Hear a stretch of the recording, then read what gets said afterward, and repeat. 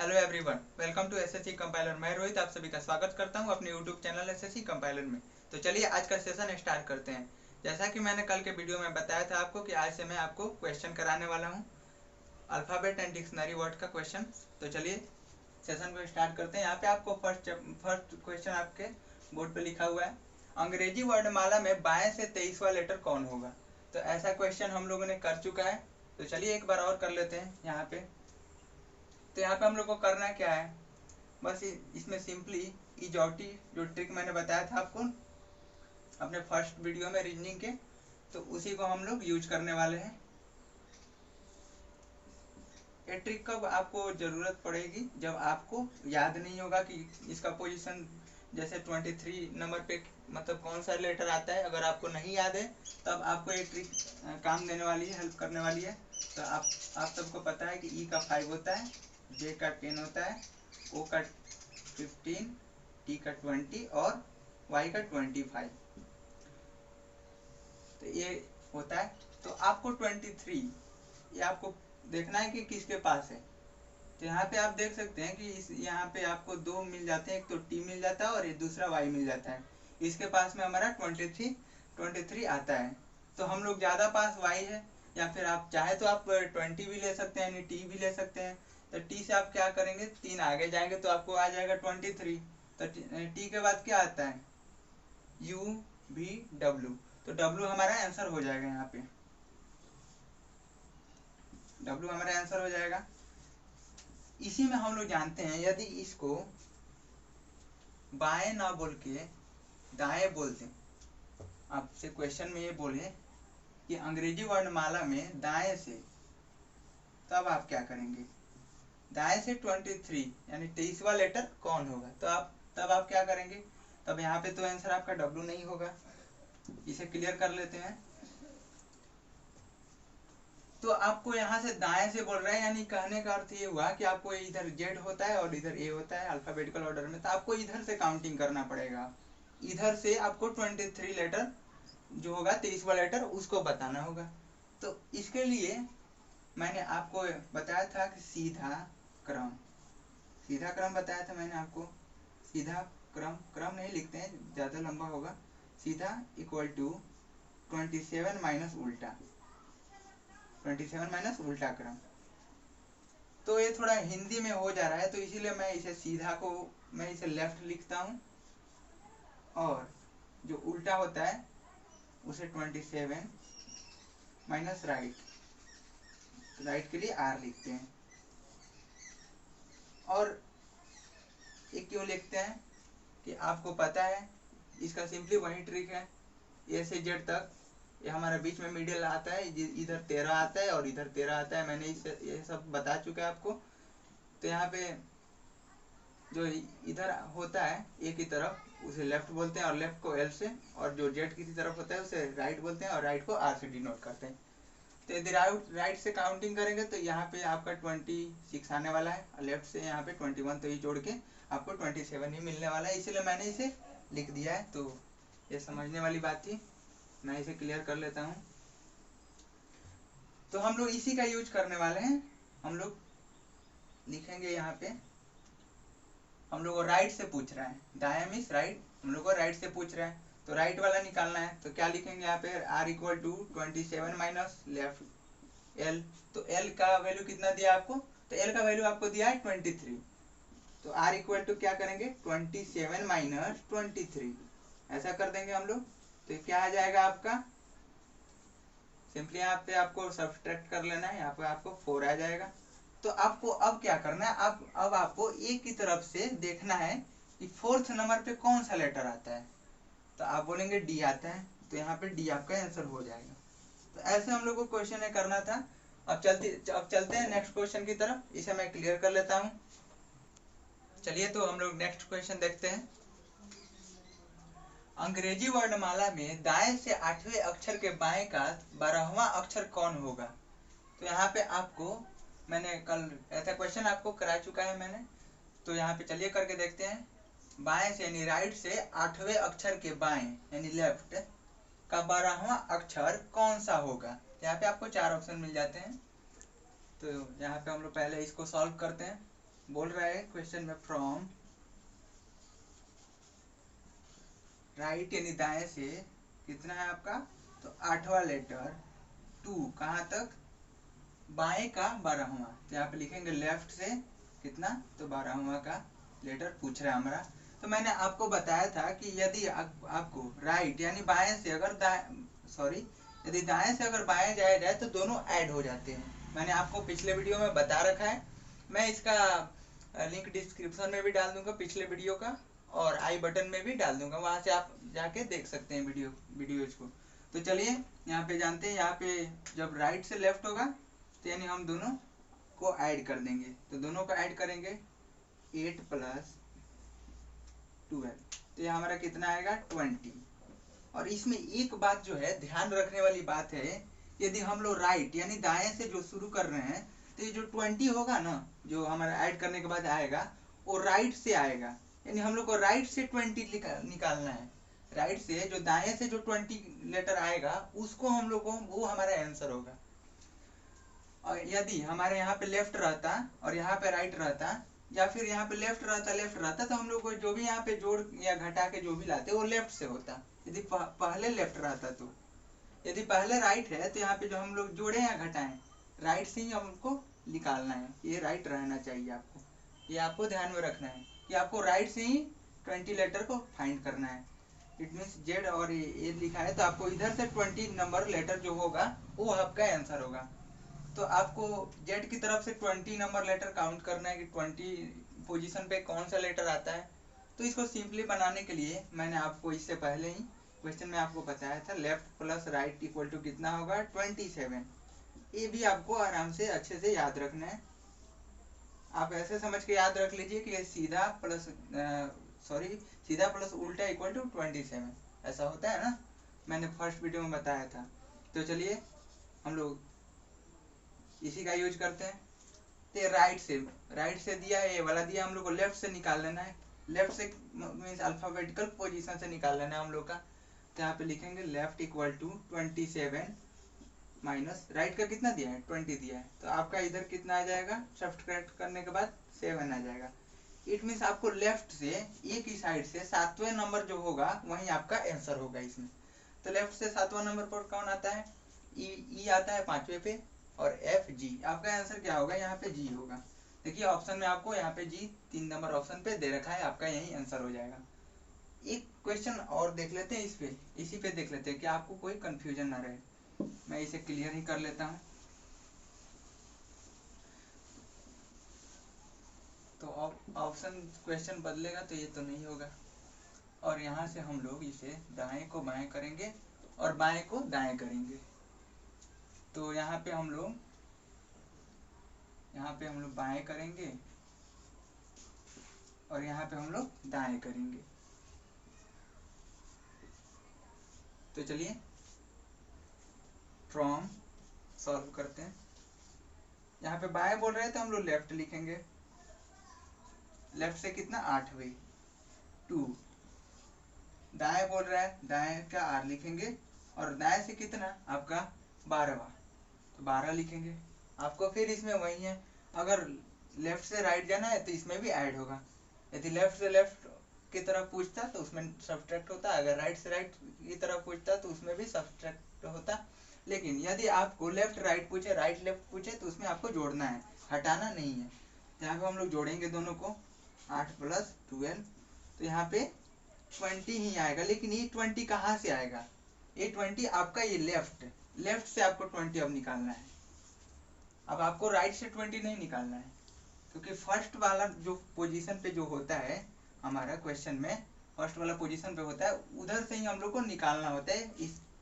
इस मतलब रूल से बनाया जाए क्वेश्चन को। तो चलिए हम लोग लेफ्ट से 20 नंबर लेटर कौन होता है आपको पता है, जो टी में टी आपका 20 पे आता है, तो यहाँ पे आपको आंसर जो होगा टी हो जाएगा। तो ये था आपका बहुत ही सिंपल क्वेश्चन। बढ़ते हैं नेक्स्ट क्वेश्चन की तरफ, मैं इसे क्लियर कर लेता हूँ। तो चलिए हम लोग क्वेश्चन को देखते हैं। यहाँ पे क्वेश्चन बोल रहा है अंग्रेजी वर्णमाला में ई तथा वाई के ठीक बीच का अक्षर कौन होगा।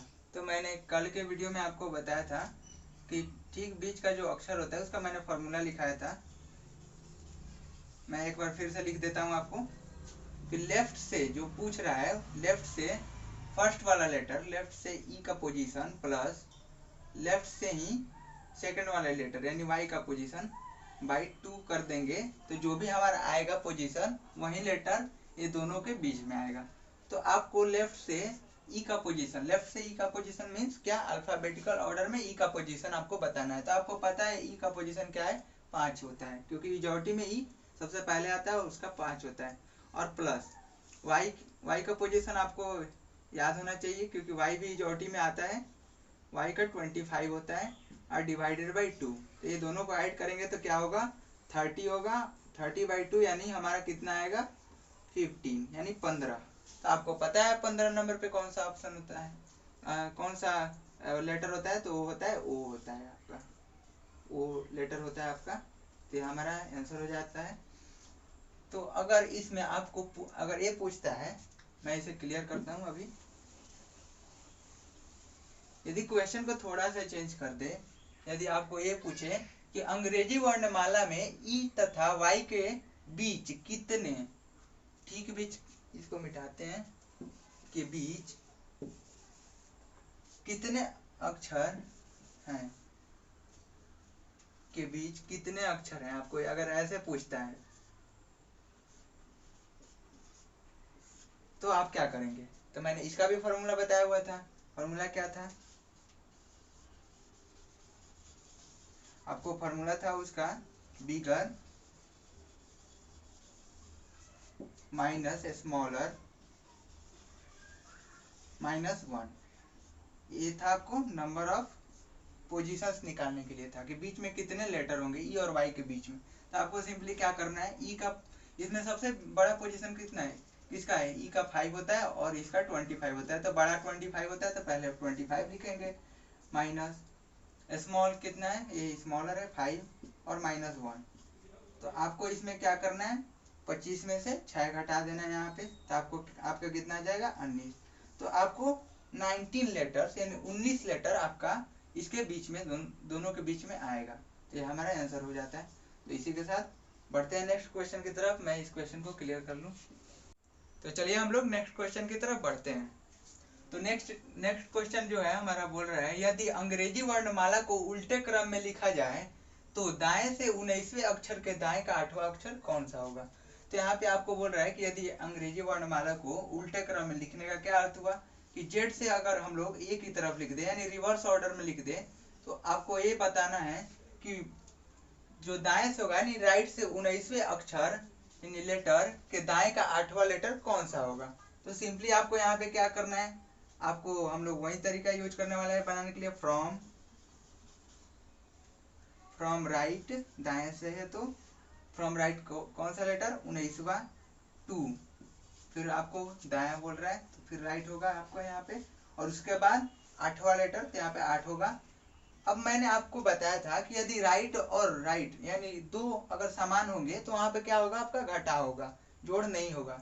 यदि राइट और लेफ्ट होते या लेफ्ट राइट होते तो वहां पे जोड़ते हैं, यदि राइट राइट है या लेफ्ट लेफ्ट है तो हम वहां पे उसे घटा देंगे। तो यहाँ पे हम लोग सिंपली क्या करेंगे, घटाएंगे।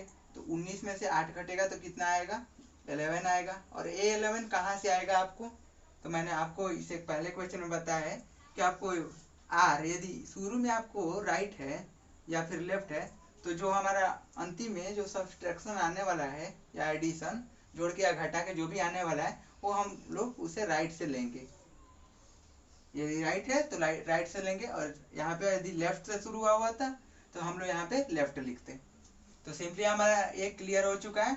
तो हम लोग को क्या निकालना है, राइट से 11 नंबर लेटर निकालना है सिंपली। तो आपको पता है कि इसको उल्टा कर दिया गया है, जो अंग्रेजी वर्णमाला है अल्फाबेट है उसको उल्टे क्रम में लिख दिया गया है। तो अब हमारा कैसे काउंट होगा, उल्टा से लिखा गया है तो हमारा एक यहाँ पे होगा, 26 यहाँ पे होगा शुरू में।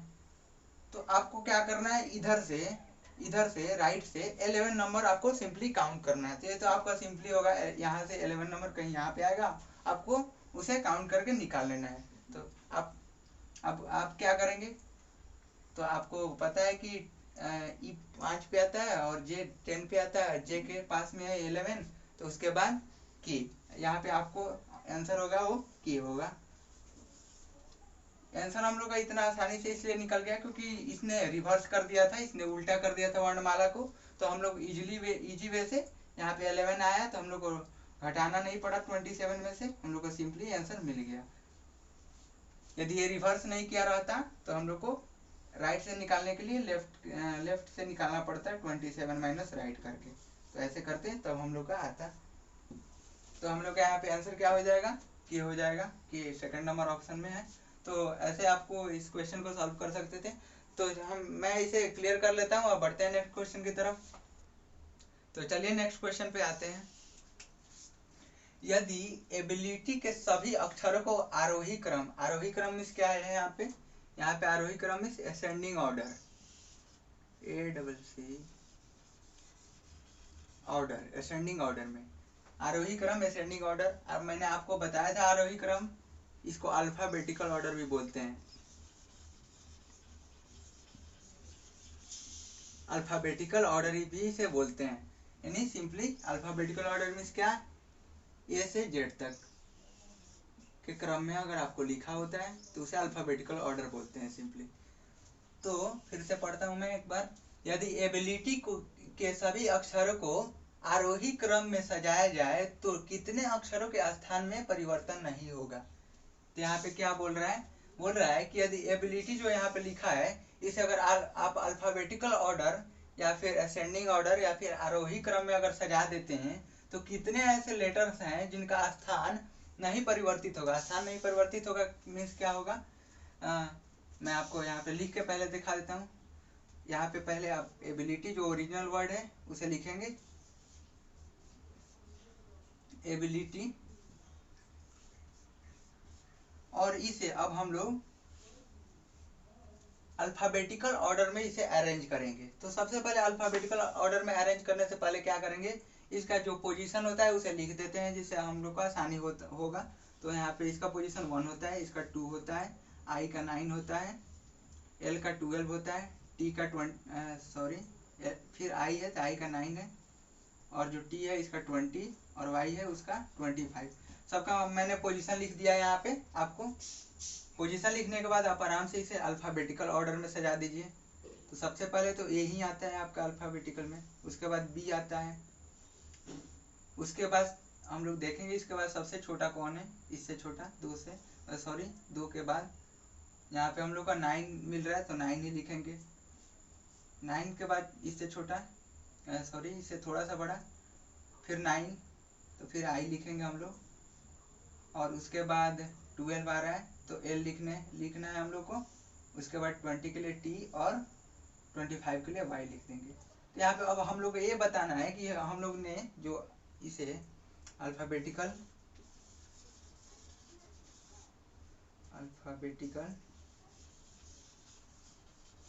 ऑर्डर में जो हम लोग ने इसे अरेंज किया है, और ये जो फर्स्ट वाला है ओरिजिनल लेटर है क्योंकि ये क्वेश्चन में दिया हुआ है ओरिजिनल लेटर, और ये अल्फाबेटिकल यानी हम लोगों ने इसे आरोही क्रम में व्यवस्थित कर दिया है, आरोही। ठीक है, तो अब हम लोग को ये चेक करना है कि कितने जो लेटर्स हैं इसके उनका स्थान परिवर्तित नहीं हुआ है। तो यहाँ पे हम लोग देखेंगे कि ए जहाँ पे था वहीं पे है, बी जहाँ पे था वहीं पे है, आई भी वहीं पे है, एल का एक स्थान परिवर्तित हो गया है तो इसको हम लोग नहीं लेंगे। फिर इसका भी चेंज हो चुका है, आई के सामने एल है तो इसको भी नहीं लिया जाएगा। यहाँ पे देखिए यहाँ पे टी है, इसका स्थान वहीं रहा है और वाई का भी वहीं है, यानी हम लोग को यहाँ पे 5 लेटर्स मिल जाते हैं जिनका स्थान चेंज नहीं हुआ है। तो इसका आंसर क्या हो जाएगा, आपको सिंपली इसका आंसर हो जाएगा 5। ऐसे ही करके आपको क्वेश्चन पूछे जाते हैं तो इसका सोल्यूशन ऐसे होगा। तो मैं इसे क्लियर कर लेता हूँ, बढ़ते हैं नेक्स्ट क्वेश्चन की तरफ। तो चलिए हम लोग बढ़ते हैं नेक्स्ट क्वेश्चन की तरफ। यहाँ पे क्वेश्चन है, नेक्स्ट क्वेश्चन, निम्नलिखित व्यवस्था में ऐसे कितने बी है जिनके ठीक पहले सी एवं ठीक बाद ए है। तो जो हमारा ये दे रखा है इसमें कितने ऐसे बी हैं जिनके ठीक पहले सी आता हो और ठीक बाद ए आता हो। तो यहाँ पे हम लोग को यही फाइंड आउट करना है। तो यहाँ पे हम लोग पहले ये देख लेते हैं कि बी है कहाँ पे। तो एक बी यहाँ पे है, यहाँ पे है, यहाँ पे है, और यहाँ पे 2 बी है। तो अब हम लोग को ये चेक करना है कि कितने बी हैं जिनके ठीक पहले ए और ठीक बाद ठीक पहले सी और ठीक बाद ए है। तो यहाँ पे देखते हैं इस बी के, इसके पहले तो सी है नहीं, इसके पहले तो कुछ है ही नहीं, इसे हम लोग काउंट नहीं करेंगे। आते हैं यहाँ पे इस बी के पास इसके ठीक पहले सी है और ठीक बाद ए है, तो हमें इसे इसको एक को काउंट कर लेंगे। आते हैं सेकंड बी पे, तो यहाँ पे भी हम लोग देखेंगे यहाँ इसके ठीक पहले सी है और ठीक बाद ये है, तो ये हमारा सेकंड दूसरा है। और इधर आते हैं तो इसके ठीक पहले ये है, तो ये होगा नहीं, और यहाँ पे भी ये नहीं होगा। तो यानी यहाँ पे हम लोग को दो मिल जाते हैं ऐसे बी जिनके ठीक पहले सी एवं ठीक बाद ए है। तो यहाँ हम लोग का आंसर कितना हो जाएगा, यहाँ पे हम लोग का सिंपली आंसर 2 हो जाएगा। ऑप्शन में 2 दिया रहेगा, आप उससे टिक कर दीजिएगा, आपका आंसर सही हो जाएगा। तो चलते हैं नेक्स्ट क्वेश्चन की तरफ, इसे मैं क्लियर कर देता हूँ। तो चलिए हम लोग नेक्स्ट क्वेश्चन देखते हैं। यदि AJPNA को के अक्षरों को व्यवस्थित किया जाए तो किसका नाम बनेगा। अगर AJPNA ये जो शब्द बनाया गया लिखा गया है, अगर इसको हम लोग रीअरेंज करते हैं तो इसमें से किसका नाम बनेगा। आपको यहाँ पे 4 ऑप्शन मिलते हैं, तो आपको इसे ऐसे रीअरेंज करना है जिससे इसमें से किसी एक का नाम बने। तो आप पहले इसको लिखेंगे, देखिए यहाँ पे क्या आपको दिखाई दे रहा है आपको, इसमें ऐसे क्वेश्चनों को अपने दिमाग से किया जाता है और ज़्यादातर इसमें कुछ सुने सुनाए नाम होते हैं और उतना ज़्यादा हार्ड होता नहीं। जैसे यहाँ पे देखिए JAPAN, जापान, आराम से हम लोग का जापान बन गया इससे।